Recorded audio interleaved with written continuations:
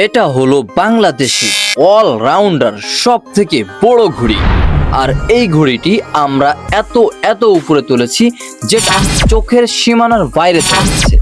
চলুন এই ঘুড়িটি কিভাবে ওড়ালাম, কতজন লেগেছে ওড়াতে, কিভাবে তৈরি করেছি, আজকে এই ভিডিওতে স্টেপ বাই স্টেপ দেখাবো আপনাদেরকে।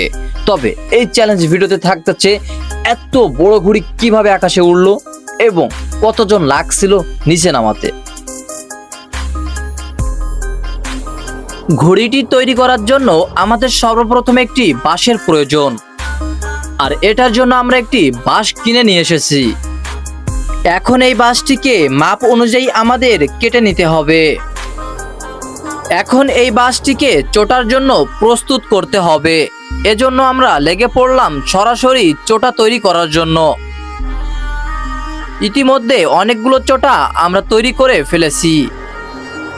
আজ জুম্মা মোবারক, তাই নামাজ শেষ করে লেগে পড়লাম আবারও চোটা তৈরির কাজে।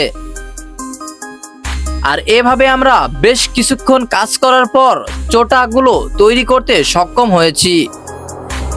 এখন আমাদের একটাই কাজ, এই চোটাগুলো সুন্দর করে মেটে নিতে হবে যাতে ঘুড়ির শোলার জন্য প্রস্তুত রূপান্তরিত করা যায়।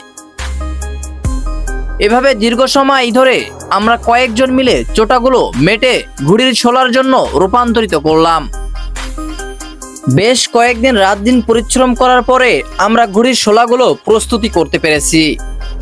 এখন আমাদের ঘুড়ির শোলাগুলো মাপ অনুযায়ী কেটে নিতে হবে। এখন আমাদের ঘুড়ির শোলাগুলো সমান করে কেটে নেওয়ার পালা, যাতে ঘুড়ির মাপ অনুযায়ী কখনো এদিক ওদিক না হয়, সব দিকটা যেন সঠিকভাবে সম্পূর্ণ মাপ ঠিক থাকে। এখন আমাদের সময় এসেছে ঘুড়ির চাক বাঁধা। বেশ কিছুক্ষণ ধরে ঘুড়ির চাকগুলো আমরা সবাই মিলে বেঁধে নিলাম। আমার মনে হচ্ছে না এত বড় ঘুড়ি আকাশে উড়াল দিতে পারবে। উড়াল দিতে পারবে কিনা অবশ্যই আপনারা কমেন্ট করে জানাবেন। অবশেষে সবাই মিলে আমরা ঘুড়ির চাক বেঁধে ফেললাম। এখন ঘুড়ি ওড়ানোর জন্য আমাদের ঘুড়ির উপরে পেপার সেলাই করতে হবে, যাতে এত বড় ঘুড়ি উপরে উঠতে সক্ষম হয়।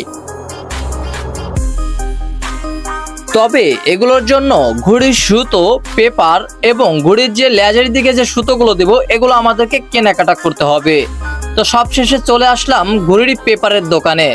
যেহেতু যেটা দিয়ে আমরা ঘুড়ির উপরে পেপার দিব, সেলাই করব, সেই ঘুড়ির পেপার কিনতে হবে, অর্থাৎ সুতোরও প্রয়োজন আছে। অলরেডি আমরা ঘুড়ির সুতার জন্য, লাটাইয়ের সুতার জন্য কিন্তু সুতা কিনে ফেলেছি। চলুন এবার ঘুড়ির মাপে পেপারটি কেটে ঘুড়ির গায়ে জড়িয়ে দিয়ে সেলাই করা যাক। সবাই মিলে বেশ কিছুক্ষণ ধরে কাজ করার পর ঘুড়ির গায়ে আমরা পেপারটা জড়িয়ে দিতে সক্ষম হয়েছি। এখন আমাদের এই এক্সপেরিমেন্টে আমরা বুঝবো এত বড় ঘুড়ি অল্প বাতাসে আমরা আকাশে ওড়াতে পারি কিনা।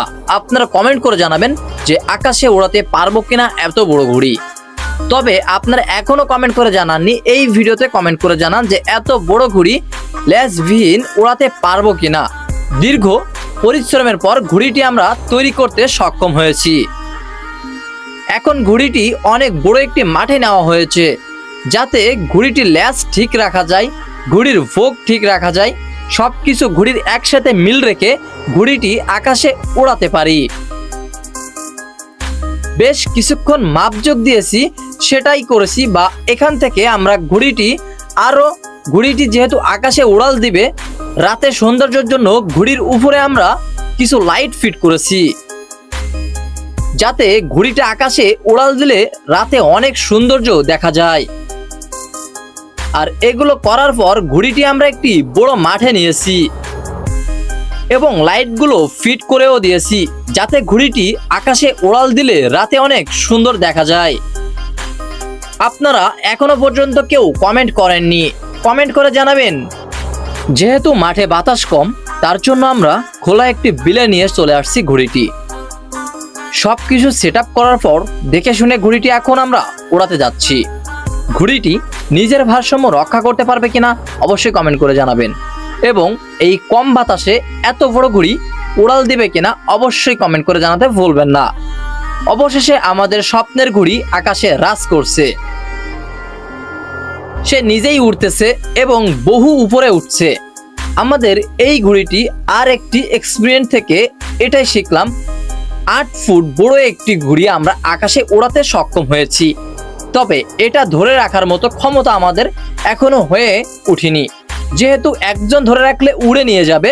বাট এই ঘুড়িটি আমরা 5 থেকে 6 জন এই ঘুড়িটি ধরে রাখার জন্য চেষ্টা করতেছি। আমাদের এই এক্সপেরিমেন্ট করে দেখিয়েছি পৃথিবীর আশ্চর্যজনক একটি এত বড় ঘুড়ি তৈরি করতে আমাদের ব্যয়বহুল হয়েছে বা দীর্ঘ 12 দিন সময় লেগেছে এই ঘুড়িটি তৈরি করতে। অবশেষে আমরা আকাশে রাজ করে ওড়াতে পেরেছি আমাদের এই অবিশ্বাস্য এক্সপেরিমেন্টের এই ঘুড়িটি। ভিডিও দেখার জন্য আপনারা চ্যানেলটিকে সাবস্ক্রাইব করবেন। পরবর্তী চ্যালেঞ্জে কোন ভিডিও আসতেছে অবশ্যই কমেন্ট করে জানাবেন।